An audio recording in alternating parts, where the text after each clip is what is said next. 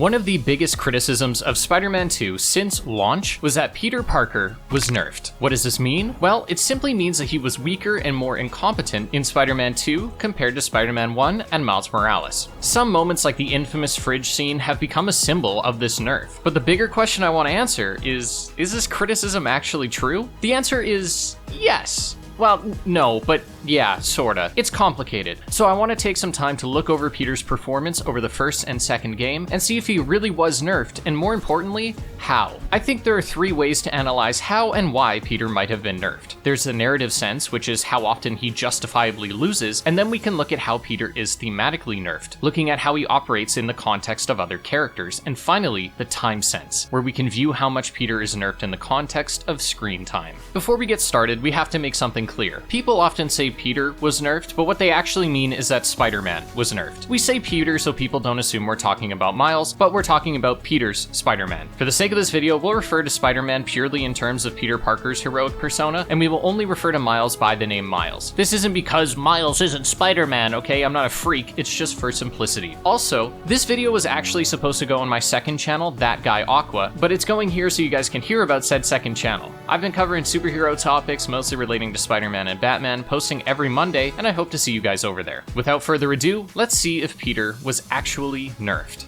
When I began researching for this video, my first step was to replay the game and look at all the times Peter loses. I then tried to categorize how he lost and if it was justified. A justifiable loss is considered as a moment where he does not feel, in the moment, nerfed as a means of giving the story stakes. For example, when he loses to the Sinister Six, that's totally justifiable. He's surrounded, taking a 1v5, and while he holds his own for a bit, it makes perfect sense that he loses here. An unjustified loss is when in the burning building with May. Peter's strength is suddenly so weak that he virtually passes out as he falls into a burning building where, had Miles not caught him, he would have been burned alive. This to me is an unjustified loss, where his strength, dexterity, and durability have been altered to give a moment stakes and push the idea that Spider-Man needs to rely on his friends. This is a common issue we see in plenty of superhero stories, and when it comes to Spider-Man, the biggest barrel of fish you can open is the spider sense. The moment you introduce his ability to sense and react to danger that he can't directly see, we open all kinds of possibilities for Peter to just have his senses nerfed because the villain needs to get the drop on him. I don't think this narrative issue is a big deal if it's done sparingly, and as long as it isn't too egregious. For example, when Otto defeats Peter with relative ease in their first encounter, he is able to, quite quickly, turn around and face him again, except this time defeat him, despite already being weakened. Where it becomes egregious is when he's shown to be defeated by unjustified reasons. To look at another example, we can see that Peter is able to take down both Rhino and Scorpion at the same time in the first game. However, in Miles Morales, Peter is soloed by Rhino to the point where, had Miles not been there, he would have died. Now, they do this so that Miles has a reason to step up and be pushed enough to unlock his Venom powers, but it makes no sense that Peter would be so easily battered by the Rhino like this. So with that in mind, let's look at all the ways Peter loses in the first game.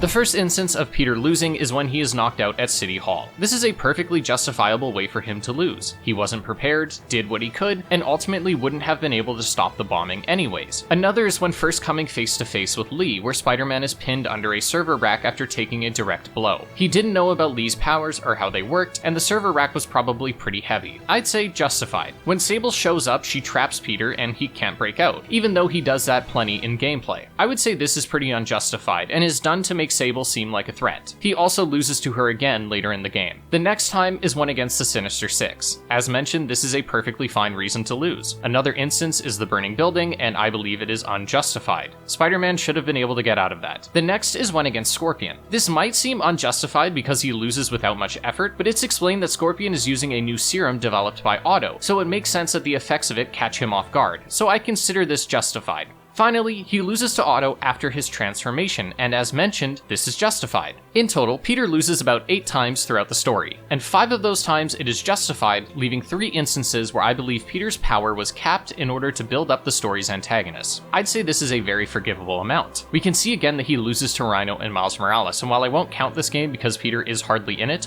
I want to examine this scene because it highlights a big part of the problem, which is Insomniac will sometimes not remember that Peter needs to lose for a reason. If he lost to Rhino because Miles interfered and accidentally sabotaged him, then it wouldn't feel like Peter is just being nerfed to fit the narrative. Anyways, let's move on to Spider-Man 2. Spider-Man 2 introduces a bit of a problem with our current methodology, which is that sometimes Peter can technically lose and win at the same time. And this comes up in the game's very introduction. When fighting Sandman, Peter falls into some sand and has technically lost. He is saved by Miles, and without Miles, would have presumably suffocated. However, later in the fight, they win because Peter devises a plan using Miles' electricity, so he technically wins there, as without him, Miles would have lost. Again, in both cases, these scenes are written to highlight the benefit of having two heroes. In these niche cases, we will count it as both a win and a loss and keep it neutral. The next time we see Peter lose is at the amusement park, where he nearly fails to save a roller coaster of civilians before Harry shows up to save the day. Peter has lifted much heavier, so again, this is done to make Harry's entrance more dramatic. The next scene is one I'm conflicted on, and of course, it's where Peter is stabbed. Peter needs to lose to Kraven so the narrative that he needs the suit can continue, but in this case, it would have been nice to see him put up more of a fight. I want to leave the scene neutral, because I don't think he was nerfed in this scene, but less so hardly allowed to participate. Similar sentiment to the church scene. Sure, Kraven does initially get one over by ringing the bell, but Peter does destroy it, so if there was to be a fight, Kraven would have likely gotten his shit rocked. Regardless, not counting it as a victory and leaving it neutral. The next time we see Peter lose is when we lose the symbiote suit. Once he has the suit, he goes on a tear through the rogues gallery and doesn't lose, but he does lose to Miles. I love this scene and I love this fight, but again, Kraven is the strongest villain the two have faced, and Peter needed the symbiote to win, and Miles just beat the symbiote, so what does that imply? Either way, Peter is ultimately the one to take the suit off, and it's a justified loss, so let's put a pin in that for now because Peter loses once again against Venom. He's thrown through a wall and is knocked out for the entire night. I consider this, even if it is a minor infraction, an unjustified loss, and it's done so we can have the coolest level in the game. I wish the game justified it by claiming that after taking off the suit, the fatigue caught up with him all at once, but we don't really get that, so unjustified. Now we arrive at the main attraction, the fridge scene. Oh man, where do we begin? Okay, so I understand that a fridge is deceptively heavy, easily around 300 pounds, but I think the problem with this scene is that Peter is wholly off his game, and let's break it down.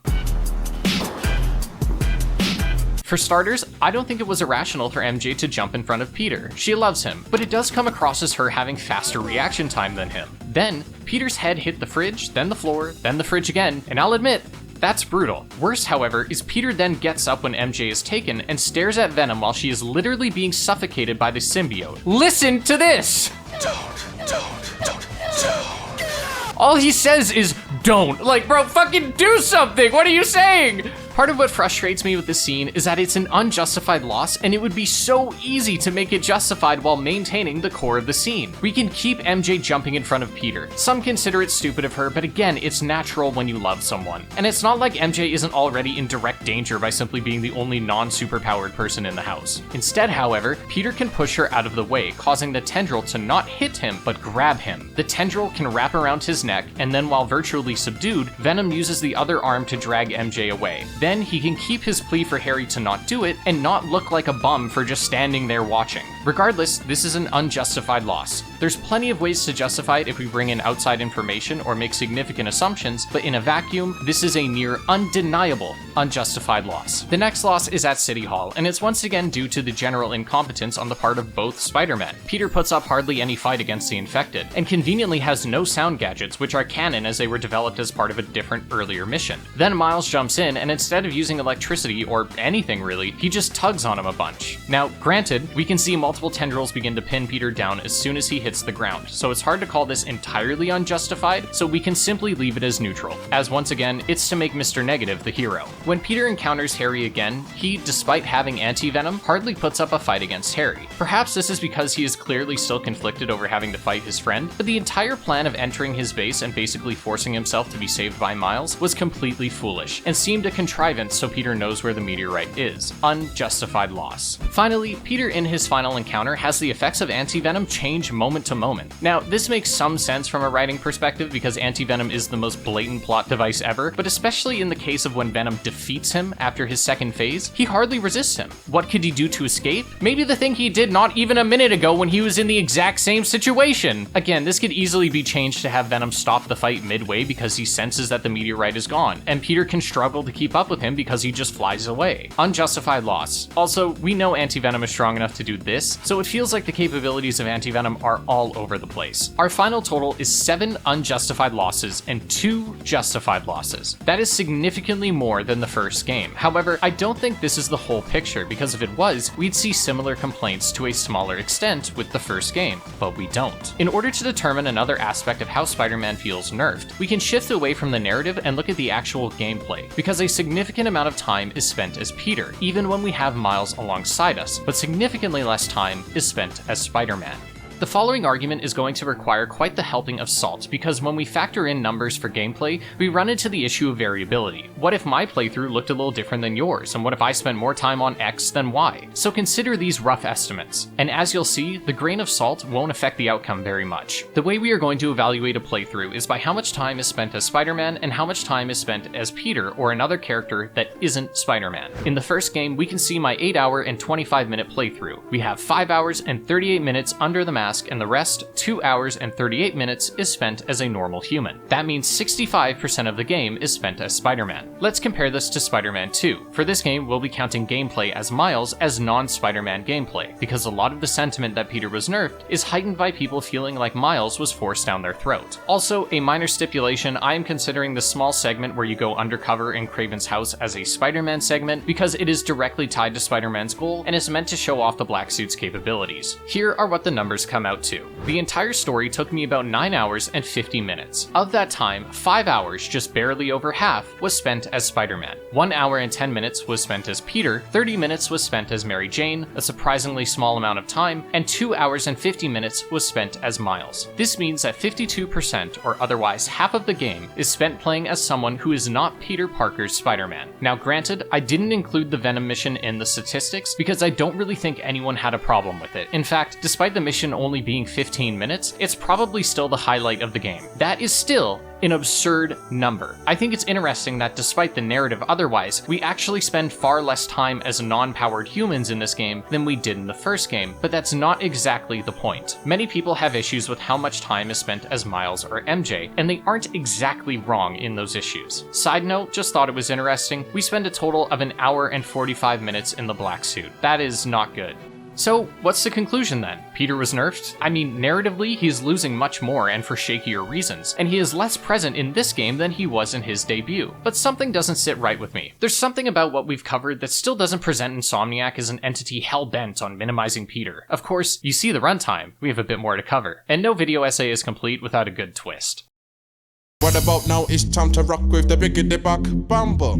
While I was taking my time going through the first 2 games, I figured why not do the same calculations for Miles and see where he stacks up. The Miles Morales game took about 4 hours and 22 minutes to complete, with about 53 of those minutes being outside of the mask, and 3.5 hours under. That means 83% of the game is under the mask, the highest density of Spider-Manning so far. More interesting, however, is how and when Miles loses. Miles is a total newbie in this game, which makes a lot of his incompetence justified, mostly. He loses to Finn after chasing her, and this is a weird loss because while he could melt her tools with his electricity, as showcased on the bridge, he might be hesitant because that's his friend. Then he justifiably loses to Rhino because he is ambushed, outnumbered, and he has new armor that negates his electricity powers. Then he loses to Finn again in the subway tunnel, though he's not really putting up a fight, instead trying to reason with her. And that's it. Miles doesn't lose often, and 2 out of the 3 times he does, you can make a reasonable argument that he wasn't even trying to win. Spider-Man 2 is a different story. Miles would have been eaten by Sandman, but is saved by Peter, much in the same way Peter saved him. Miles loses instantly to Scorpion, much in the same way that Peter did in the first game. You could say Miles fails to catch Lee in this scene, but it was a joint effort and Peter made the call to let him go, so I don't count this one. He loses when captured by the Hunters, and I think this is pretty justified. He loses when trying to save Peter in possibly the greatest display of incompetence, and finally, he loses to Venom, or would have lost if he wasn't saved by MJ. So he loses 5 times, and only once is it justified. He still loses less than Peter, but he doesn't have as much screen time. So what conclusions can we draw from this? Well, I'd say Insomniac didn't necessarily nerf Peter, they nerfed the writers.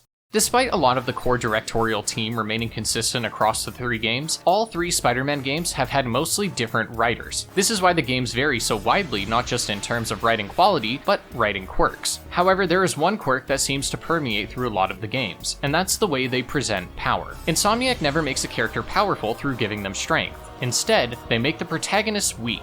That's why Miles' electricity can sometimes melt metal away when it's convenient and suddenly do nothing when it isn't. It's why Kraven kills half the Sinister Six off screen, and why we see him kill Scorpion. It shows the player that he's a real threat, and when we want to make Venom look like a threat, he kills Kraven and makes Peter look like a bitch. It's not exclusive to Peter either. Scorpion is mogged, Vulture is deathmaxing off screen, and even Kraven is conveniently spared in his first encounter with symbiote Peter. I think a lot of this comes down to the writing process, where writers say, okay, we need Peter to be in X position so that Y can happen. But little consideration is given to if it makes sense for how the character gets in that spot. When it comes to why there is so much non-Spider-Man gameplay, I simply think it has to do with Brian Intihar as a director. Peter Parker is literally half the reason Spider-Man is so cool, and Brian Intihar has always maintained that he wants to showcase that side of him, specifically because they are two sides of the same coin. This isn't a bad thing necessarily, but it is still at the core of the stories Intihar wants to tell. There's a particular interview clip that comes up a lot in these conversations where he says he will double down on the MJ missions. The MJ missions, where do I begin? I heard all the feedback, and I will tell you, I felt like it was a cop-out if we didn't have them. Yeah. I felt like we were saying, okay, yep, everybody just wants to see Spider-Man and whatever, like who cares about the perspective of seeing the world from a non-superhero standpoint. I was like, whatever.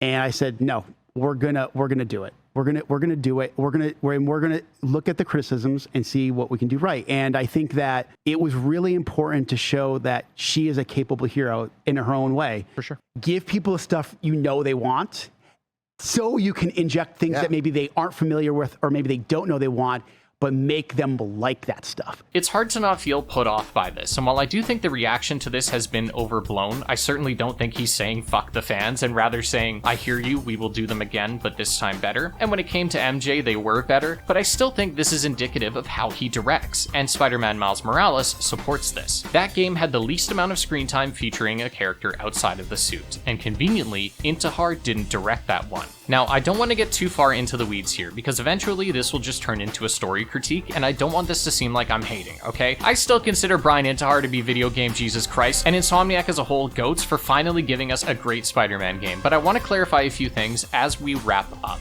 I don't believe Peter himself was maliciously nerfed. I don't think the people that do think that are wrong. In fact, all evidence points to them being somewhat right. But I personally, in my heart of hearts, don't get that impression. I know the discourse around these games can get heated at times, and I want to say that all of these games, especially Spider-Man 2, are flawed and are worthy of critiquing, but I still love them dearly. I play Spider-Man 2 a few times a week. I love just swinging around, enjoying the vibes, and poor writing or inconsistencies don't change that. While I now believe that Peter was in some ways nerfed, I don't think it was in service of Miles. Yes, Miles suffers from the writing issues less than Peter, especially in his own game, but I think we got here due to a combination of this being a primarily Peter-driven story, and Insomniac wanting to show how awesome it is to have two Spider-Men. I can't prove it obviously, but I do believe that it's meant to say, look how much more they can do, instead of, look how useless one is without the other.